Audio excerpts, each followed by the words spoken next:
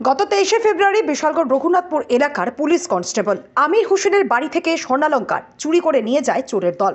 অবশেষে তথ্যের ভিত্তিতে অভিযান চালিয়ে সোমবার ভোর রাতে বিশালগড় থানার ওসি রানা চ্যাটার্জির নেতৃত্বে অভিযান চালিয়ে দুই কুখ্যাত চোরকে আটক করতে সক্ষম হয় পুলিশ। আটককৃত অভিযুক্তদের নাম নজরুল ইসলাম এবং মইনাল হোসেন। তাদের কাছ থেকে একটি স্বর্ণের চেইন উদ্ধার করেছে পুলিশ।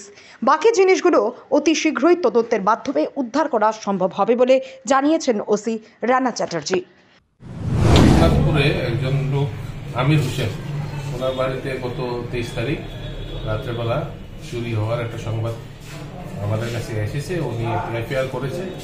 এই এফআইআরের ইনভেস্টিগেশনে আমরা এখানে দুজন আমাদের এখানে যে প্রপার্টি অফেন্ডার তাদেরকে আমরা অ্যারেস্ট করতে পেরেছি এভিডেন্সের উপর ভিত্তি করে, এবং একটা গোল্ড মেড একটা চেইন, এটা আমরা রিকভারি করেছি, স্টোলেন চেইন।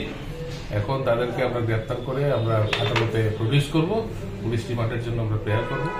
আরো যা যা মাল আছে এগুলি রিকভারি করার আমরা চেষ্টা করব।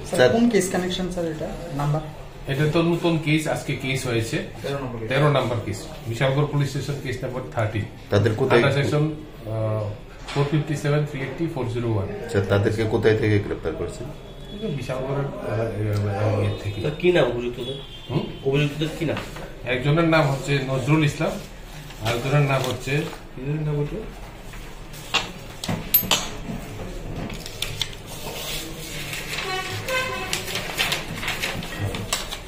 নজরুল ইসলাম, আরেকজনের ময়নাল হোসেন।